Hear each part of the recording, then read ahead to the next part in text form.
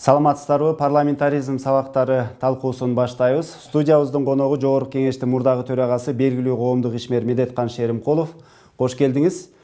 Мына Кыргызстанда парламенттик системанын негизделишинин 80 жылдыгын белгилеп жатабыз. Бүгүн мына сиз менен ушул теманын тегерегинде маек курмакчыбыз.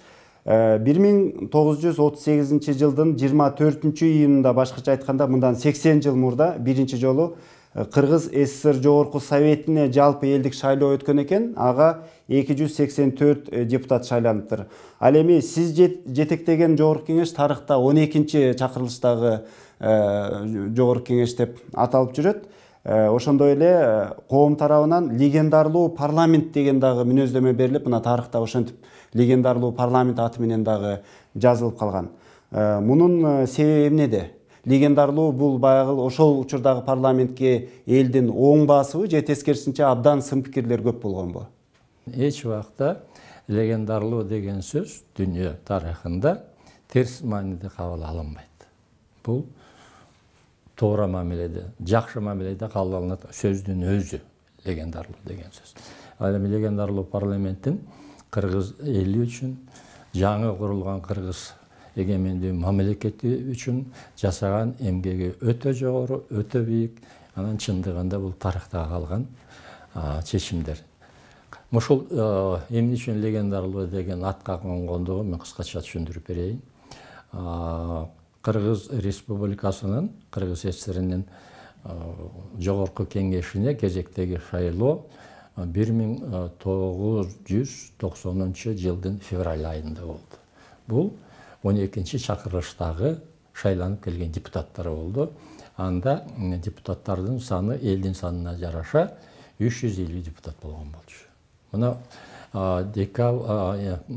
биринчи сессия, ошол парламенттин биринчи сессиясы 1990 жылдын 10 апрелинде башталды.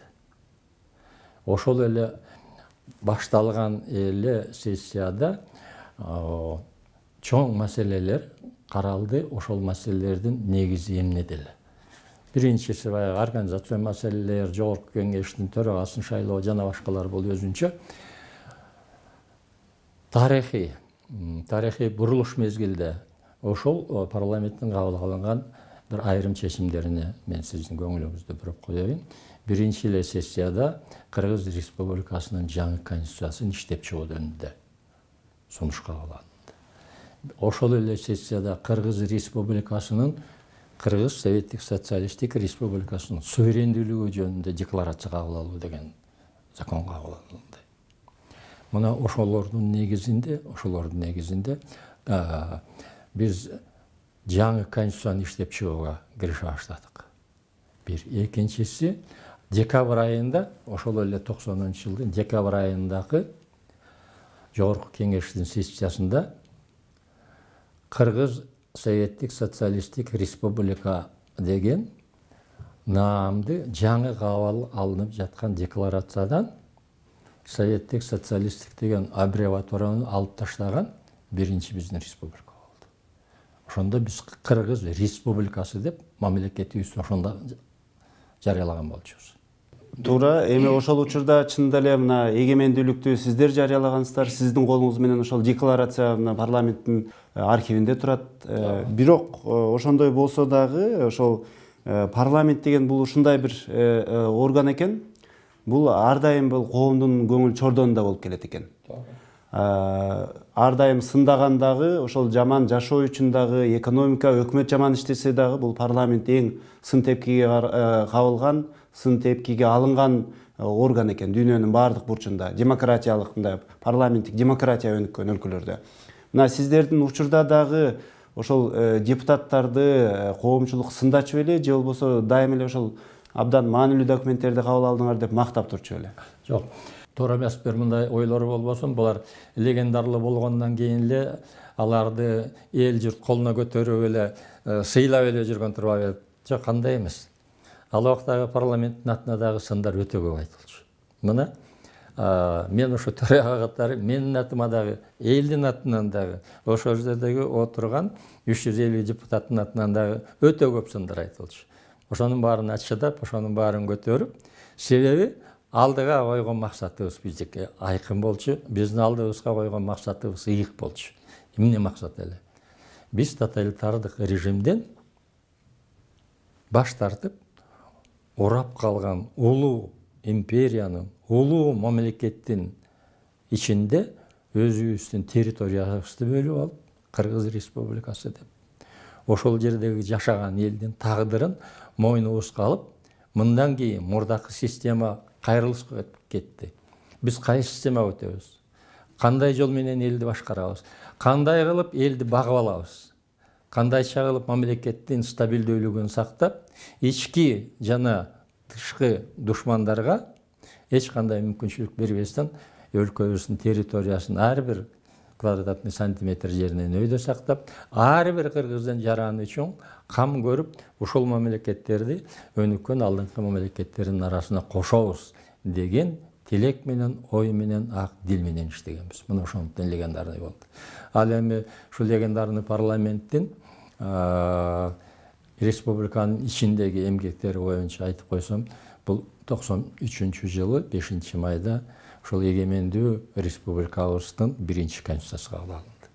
Мен ошол конституцияны кабыл алган киши, ошол конституцияны иштепчү болгон, непосредственно катышкан киши катары мен айтып коеюн, ал конституциянын үстүндө биз 3 жыл иштедик. Ушу конституцияны кабыл алаардан мурда жарым жыл конституциянын концепциясын талкууладык. Бизге кандай конституция керек, кандай мамлекетке бара жатабыз, ошо бара жаткан мамлекетибизге жооп бере турган, ошого төп келе турган, алдыңкы койгон максаттарга төп келе турган кандай конституция иштеп чыгабыз деп, мына 3 жыл анан ошо конституцияны иштеп чыккан болчубуз.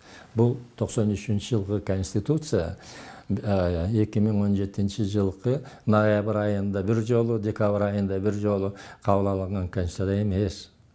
Бул өтө дыкандык менен терең ойлонулуп, башка мамлекеттердин, болгондо дагы Европа мамлекеттеринин, өнүккөн демократиялык өлкөлөрдүн тажрыйбасын, ошону үйрөнүп, ошону окуп, ошолордун ичинен бизге кандай жагы туура келиши мүмкүн, кандай жагын алсак деген ой пикир менен кабыл алынган конституция.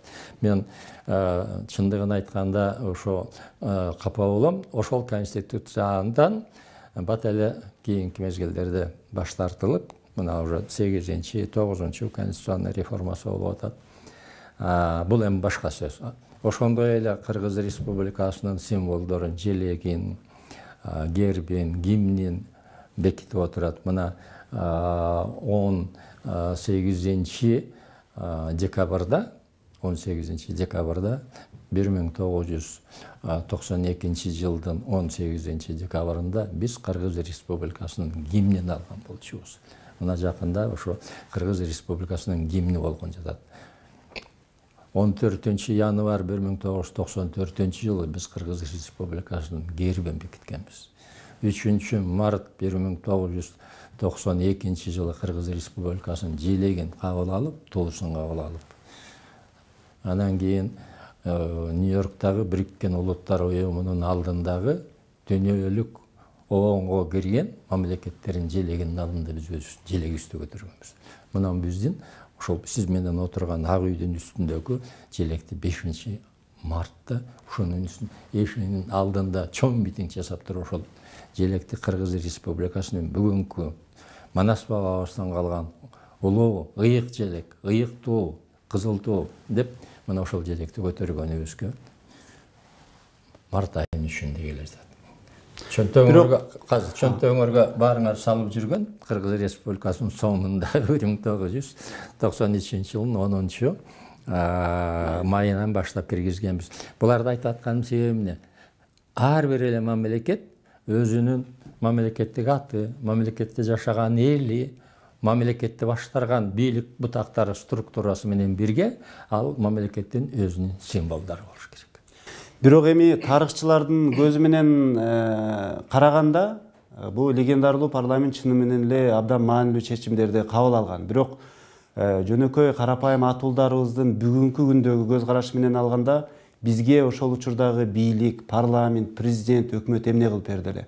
Азыркы жашоо деңгээлибизди карагылачы. Мына ушул деңгээлге алып келбедиби бизди деп нааразы болгондор да бар да. Аларга сиздин жообуңуз кандай болор эле? Аларга менин жообум мындай. Легендарлуу парламенттен өзүнүн полномочиясы бүткөн мезгилге мына 23 жыл болуп отурат. 23 жыл болуп отурат.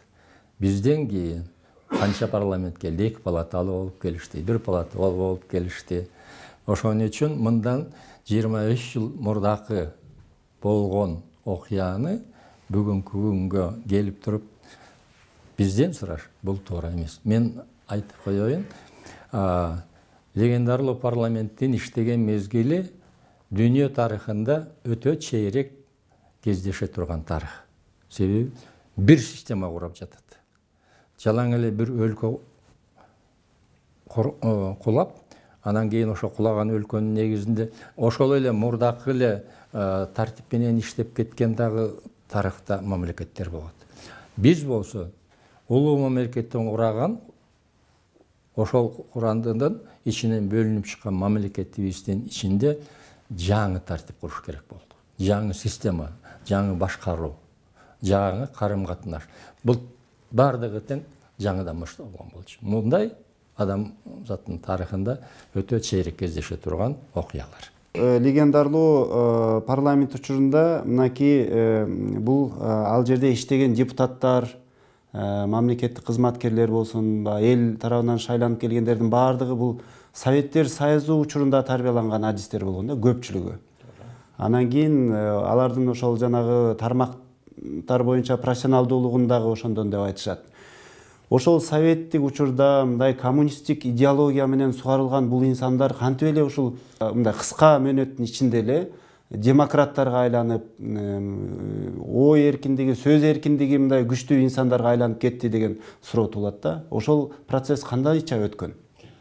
Коммунисттик режим кулагандан кийин ошонун ордуна жаңы идеология тартуулап, жаңы идеологияны элге берүү керек деген ар түркүн айтылып келген ой пикирлер, ошол ой пикирлер бүгүнкүгө чейин айтылып келе жатат. Мен өзүм мурдакы мезгилдеги идеолог кызматкер катары айтып коерум мындай. Идеологияны болгондо да мамлекеттик идеологияны бир комиссияга тапшырып туруп, ошол идеологияны жаңы иштеп чыксын, анан эл кабыл ала коет деген бул өтө тайкылык жана туура эмес. Жаңы идеология эмнеден келип чыгат? Жаңы идеология ошол мамлекетте жашаган элдин турмушунун өзгөрүшү, көз карашынын жаңы мезгилге, жаңы коомго туура келгенде жаңы ой пикирлердин пайда болушу. Эң негизи элдин жашоо турмуштарынын жакшы деңгээлге көтөрүлүп, ошол мамлекеттеги жашаган кайсы гана улуттагы болбосун ошол мамлекеттин жарандарынын бардыгы мына ушул биздин мамлекет, биз ушул мамлекетте жашайбыз, ушул мамлекетти көтөрөбүз, бул мамлекеттин кыйынчылыгы дагы биздики, бул мамлекеттин кемчилдиги дагы биздики, бирок ушул мамлекетти биз кемчиликтерин жоюп, кыйынчылыктарынан өтүп, жакшы мамлекетке алып келип, ушул мамлекетте жашайбыз деген ойго келип, ошого аракет кылгандан жаңы идеологиялар чыгат. Азыр любой идеологияны таңгылаган менен андан пайда чыкпайт. Мен суроом ошондо болуп атат да. Мынакей кечөөн эле коммунисттик идеологияны ташып жүргөн, коммунисттик партиянын партбилетин көтөрүп жүргөн адамдар мына сиздердин эле ошо сессияда билеттерин тыштап демократ болуп кетишпедиби? Ошол өзгөрүүлөр кандайча болду? Адамдын ички дүйнөсүндөгү өзгөрүүлөр кантип ушундай тез арада болду да? Себеби дегенде азыр деле түшүнбөйт да. Бир партияны тыштап экинчи партияга өтүп кеткен ишмерлерди азыркы учурда деле адамдар түшүнбөйт да. Бирок ошол учурда кандай болду бул ушул процесс? Сиз айткандай, ошол убакта Кыргыз Республикасынын айрым эң жогорку бийик деңгээлдеги иштеп жаткан жетекчилери жанагы Москвадагы болгон мамлекеттик төңкөрүшкө болгон аракеттен кийин өзүнүн партбилетин таштап кеткендер болду. Бул массовый болгон эмес, биринчиден. Экинчиден, коммунисттик идеология бүгүнкү идеологияга таптакыр кошулбайт, таптакыр туура келбейт деген ой өтө жаңылыш ой. Себеби коммунисттик идеянын эң көп жактары, эң жакшы жактары бул дүйнө элдеринин арасында кабыл алууна бере турган нерсе. Маселен, патриоттук. Маселен, мамлекетти коргоо, элиңди коргоо. Мамлекеттин кызыкчылыгы, мамлекеттин туруктуулугу, мамлекеттин келечеги керек болса сенин өзүңдүн личный өмүрүңдөн жогору деген ой пикирлер. Мына ушуларга ким каршы чыга алат? Мына ошол эле биздин колубузга келген жаңы мамлекетти, ошону өзүбүздүн мамлекет катары ошону калыптандырып алуу, бул биздин алдыбызга койгон тарых биздин алдыбызга койгон чоң сыноо дагы болчу, чоң милдет дагы болчу. Сиз айткандай, ошол мындай деп жатпайсызбы? Ошол легендарлуу парламентке шайланып келген 350 депутат көпчүлүгү советтик мезгилде төрөлүп келип иштеген кишилер деп. Жок, көпчүлүгү эмес, бардыгы тең, 100%. Советтердин убагында төрөлгөн, советтердин убагында билим алган, иштеп атышат, жана башкалар. Бирок легендарлуу болгонун дагы бир чоң касиети, мына ошол сиз айткан жанакы мурдакы Советтер Союзуна компартиянын мезгилиндеги, коммунисттик системанын мезгилиндеги кыйынчылыктарды, туура эмес багыттарды ошол депутаттар туура түшүнүп биз мындан баш тартышыбыз керек экен. Биз дүйнөлүк образец, дүйнөлүк пример мындай экен, үлгү мындай экен. Биз мынабы жагын алалык. Дүйнөлүк мамлекеттик түзүлүштүн жакшы жактарын биз алалык. Тетиги кечөөгөнкү кемчиликтерин биз артка калтыралык деген. Бирок эми бул мыйзам ченемдүү көрүнүш, сиз баягы легендарлуу парламенттин төрагасы катары ошол парламентти башка парламенттерге үлгү болсун, тарыхта бир бийик аты сакталып калсын деп айтасыз. Чоң иштер албетте айтылат.